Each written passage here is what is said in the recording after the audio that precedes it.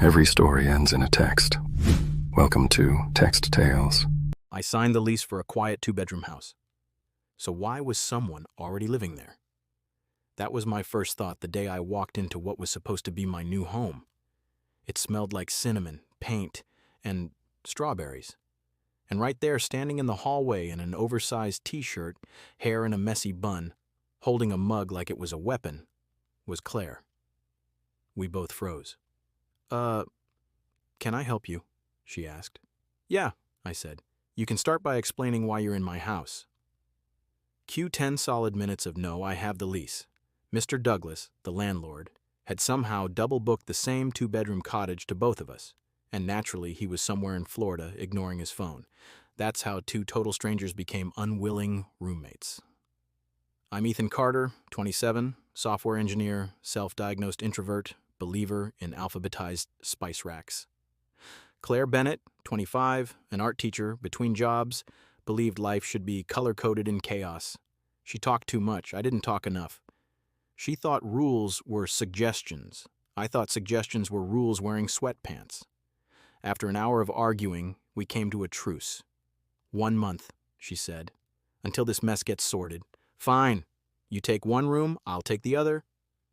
Deal, she said, and immediately claimed the bigger one. Week 1 was educational. I labeled the fridge, top shelf, Ethan, bottom shelf, Claire.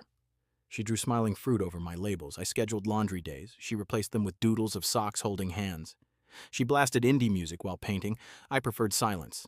I started wearing noise-canceling headphones. She started humming louder. Somehow, the chaos grew, comfortable. She brewed coffee every morning and, without comment, poured a second cup, black, no sugar, mine. When the bathroom light flickered, I fixed it before she noticed. We fought about almost everything, except bills. Arguing takes energy neither of us budgeted. People ask when I started liking her. It wasn't one big thing. It was 100 small ones, like the night she couldn't open a jar of pasta sauce. I opened it easily.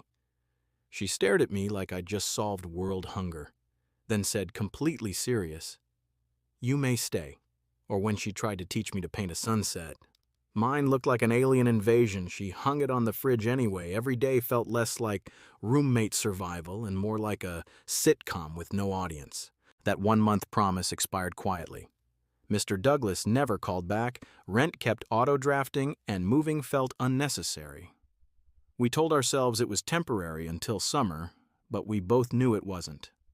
By then, she'd started applying for teaching grants again, secretly, carefully, afraid of getting her hopes up.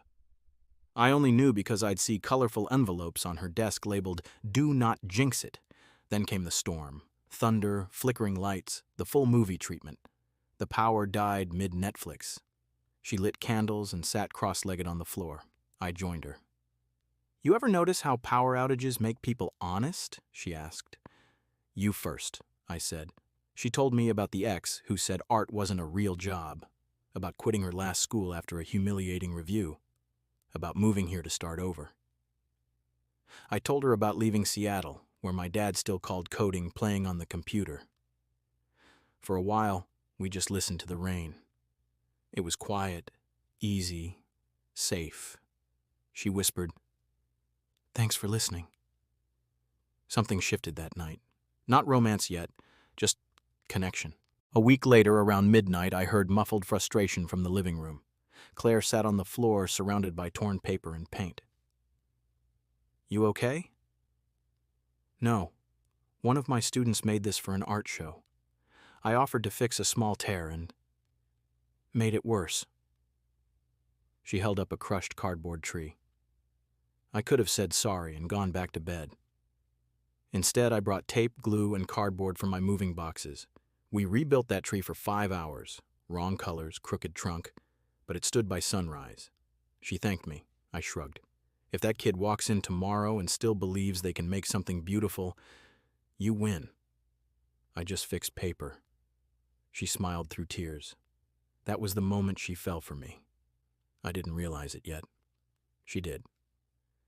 After that night, morning coffee came with doodles on napkins. She started calling me room nerd. I pretended to hate it. We cooked together. She'd wreck the kitchen, I'd clean up, we'd laugh. She dragged me to an art fair, bought a ridiculous yellow hat, and stuck it on my head. "Now you look approachable." "That's false advertising," I said. People started assuming we were a couple. We didn't bother correcting them. Sometimes she'd fall asleep on the couch. I'd cover her with a blanket. I told myself it was just being polite. It wasn't. 2 weeks later, we accidentally hosted a double dinner. She invited her coworker, I invited a friend, same night. When they left, we washed dishes together. She flicked soap bubbles. I retaliated with a sponge. She laughed, slipped slightly, and I caught her. For a second, our faces were inches apart. We froze. Her eyes flicked to my mouth, then away. Then the fridge motor kicked on, startling us both. She stepped back, cheeks flushed. "Guess you saved me again," she said, half smiling. I wanted to say always, but I just laughed. The next few months blurred into routines, inside jokes, shared pizza orders, a fridge list titled Things That Work Despite Us, coffee Wi-Fi. Whatever this is. Whenever she laughed, I felt lighter. Whenever she wasn't home, the house felt too big.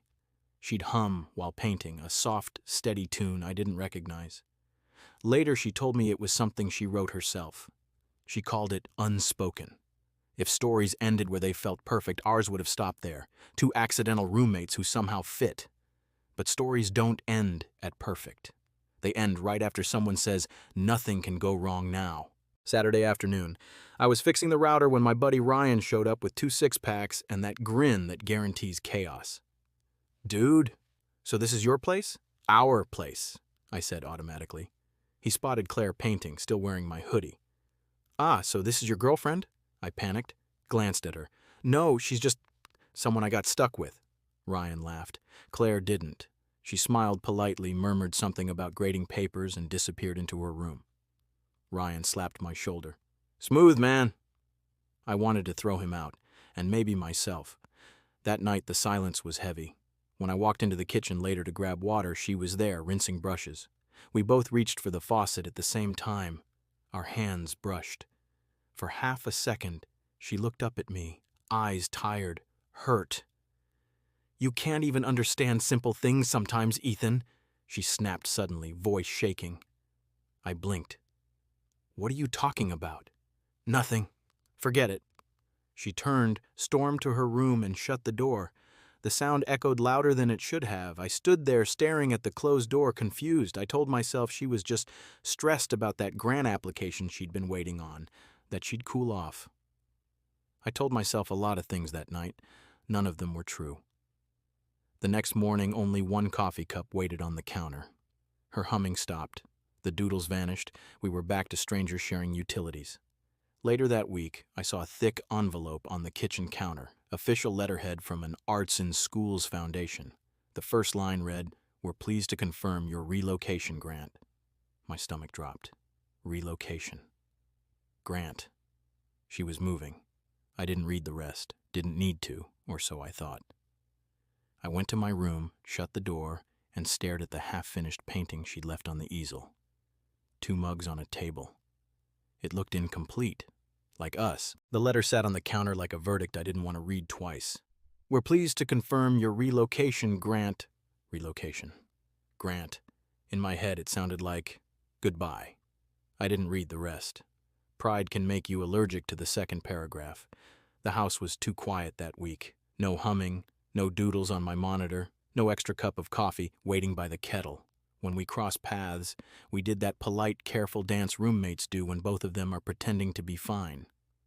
One night I stood in the kitchen and stared at the faucet she'd cried under, the sink where I'd caught her, the tile where she'd snapped at me, "You can't even understand simple things," and told myself it was just stress, just the grant, just timing. It wasn't, and I knew it. Mr. Douglas called 2 days later, his voice as cheerful as a dial tone. "Ethan, my boy!" Back from Florida. "Had 2 key limes a day. How are my model tenants?" I looked at the letter on the counter. The word relocation was still shouting. "About that," I said, "I think it's time I move out." There was a pause. Paper rustled on his end.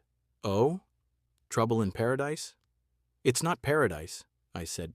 "Just temporary."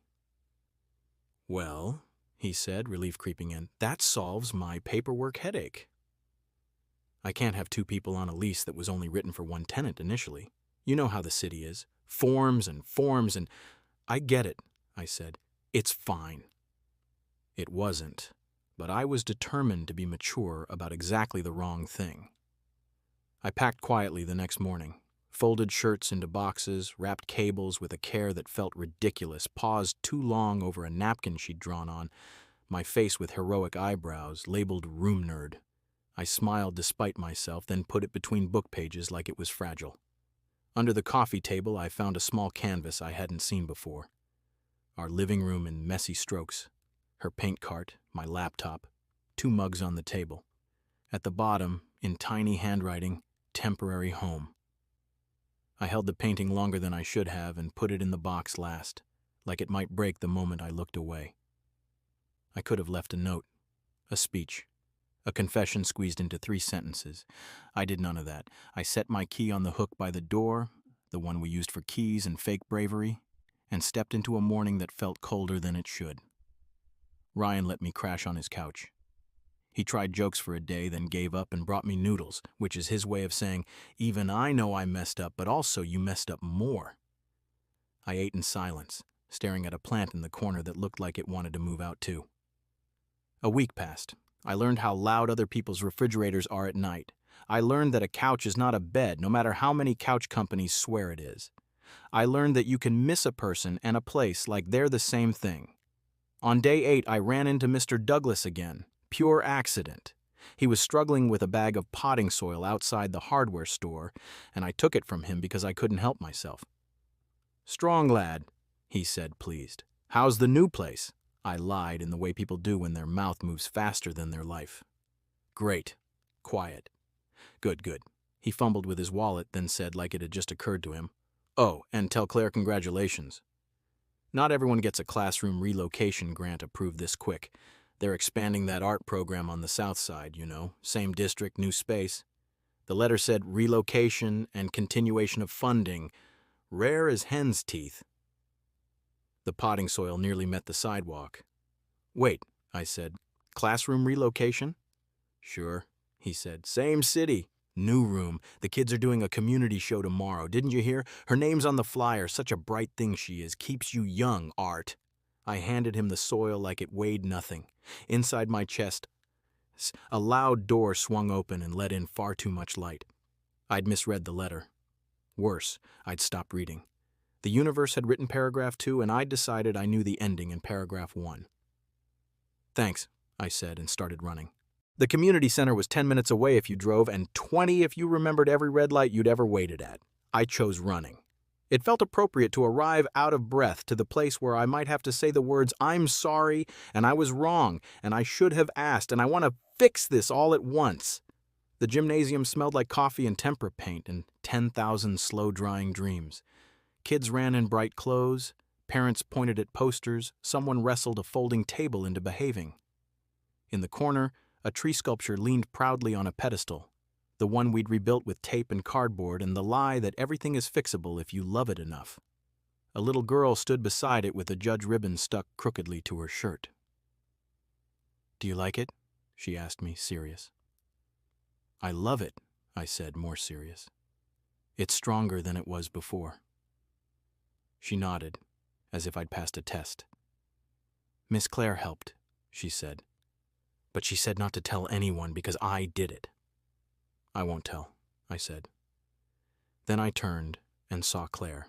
She was across the gym, talking to a parent, hair braided with a strip of mustard yellow fabric that looked suspiciously like a sliced-up ridiculous hat. When her eyes landed on me, her smile paused, like a song skipping, then softened.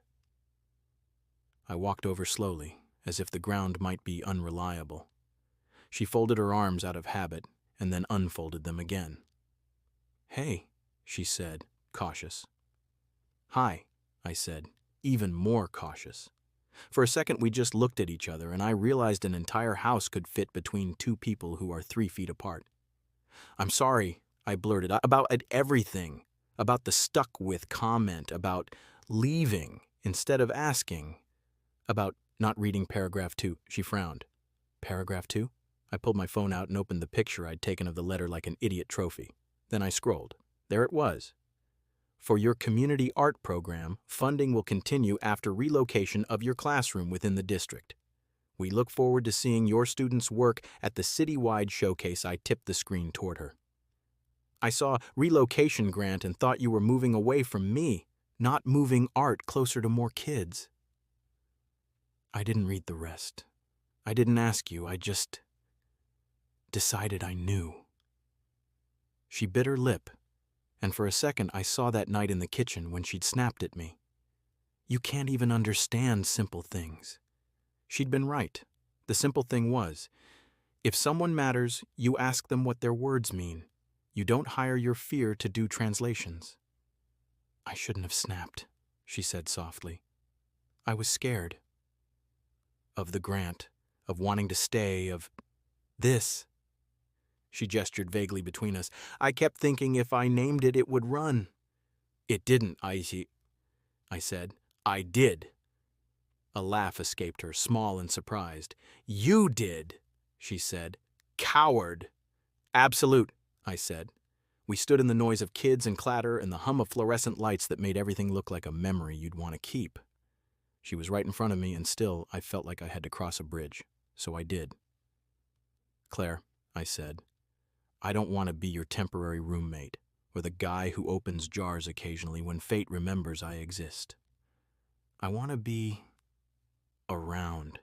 When the power goes out and when it comes back on, when the kids ruin an art project and when they win ribbons for the version that survived, when you hum the song you pretend isn't a real song, and when Mr. Douglas forgets to return emails for 3 months, I want to be there. If you want... She was quiet long enough for me to catalog every shade of regret in the room. Then she looked straight at me and did the thing she always did right before she surprised me. A tiny inhale, like a diver about to go under. Do you still have your key? She asked. I shook my head. I left it on the hook. She reached into her pocket and pulled out the hook. It was our stupid key hook, the wooden one by the door, the one we used to pretend we were organized, the one that had held more apologies than keys. She set it in my palm. It weighed exactly what it always had.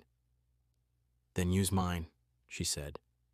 A kid bumped my leg and said, sorry, mister, and somewhere a coffee machine hissed, and an adult tried to open a folding chair that refused to acknowledge physics. Claire's eyes were glass-bright but steady. I'm not moving, she said. The grant just lets me teach more kids in a different room. I wanted to tell you, but after the Ryan thing, it felt like you'd decided what we weren't. I got scared to say what we might be. Which is? I asked. Her smile was so small I almost missed it. Not stuck, she said. Just found. Found, I repeated, like a new language I wanted to be fluent in. We didn't kiss. There. It wasn't our kind of room. We just stood close enough that the old distance could admit defeat.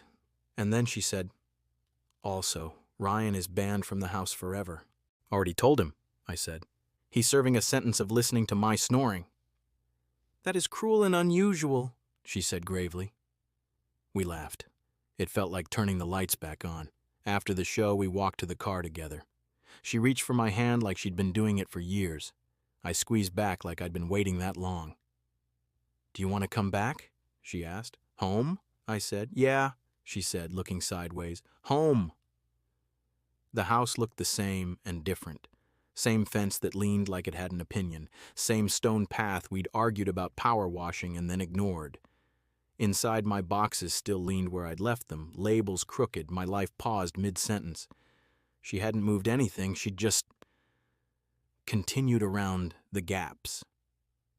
In the living room, the easel still held the painting of the 2 mugs. She'd added detail, steam lines that curled toward each other and met in a tiny heart, almost too faint to see unless you wanted to. I was going to call it temporary home, she said, reading my face. But I think it's something else. What? I asked. She smiled. Not stuck. I set the key hook back on its nail. It clicked into place with a sound I felt in my ribs. I owe you 1,000 apologies, I said. That's a conservative estimate. You can pay in coffee, she said. and in reading paragraph 2 before you move out next time." "There won't be a next time, I said. "Good answer," she said. "Room nerd." We fell into our old habits like they'd been waiting with a blanket. She brewed coffee, I burned toast on purpose, and she rolled her eyes on purpose, and both of us pretended this was normal, then decided it was. Later, we sat on the floor with takeout containers between us, our knees bumping like shy neighbors. I told her the part I was most afraid to say aloud. "I panicked when Ryan asked," I said, "about the girlfriend thing. I was worried you'd think I was assuming or claiming you or—" "Ethan," she said, gentle but amused, "you were worried about me thinking the wrong thing, so you said the worst possible thing. I'm gifted that way," I said. "You are," she said, laughing. Then softer. "For what it's worth, I wanted to say yes." "To what?" I asked, heart working overtime. "To being your girlfriend," she said, as if the word wasn't heavy at all, as if it were just a new paint color you discover you've always liked. I must have looked like someone told me gravity was optional. She tilted her head. "Too soon?" she asked. "Too perfect," I said. We didn't need fireworks. The kiss was small and honest and tasted like coffee we'd poured too late, and the relief of untying a knot you tied yourself. When we broke apart, she rested her forehead against mine and whispered, "Welcome home." We told Mr. Douglas we'd take the lease together. He said something about amended clauses and municipal frowns and sent us a PDF with the wrong dates and a signature line that read Tenant 1 and Tenant 1 again. We fixed it. It felt like a metaphor, loving someone as a long form you fill out together, correcting the typos as you go. Our routines got new chapters. The morning coffee had 2 mugs again, hers chipped, mine with a cartoon version of me, eyebrows heroic. The humming returned. So did the yellow hat, which she claimed had never left, and I claimed had never existed. We compromised by pretending the hat was on a long sabbatical. On Tuesday nights, we graded and debugged on the couch in parallel silence that was anything but empty. On Saturdays, I stood in a classroom that smelled like glue and wild optimism and watched kids make messes on purpose. Parents thanked me for volunteering.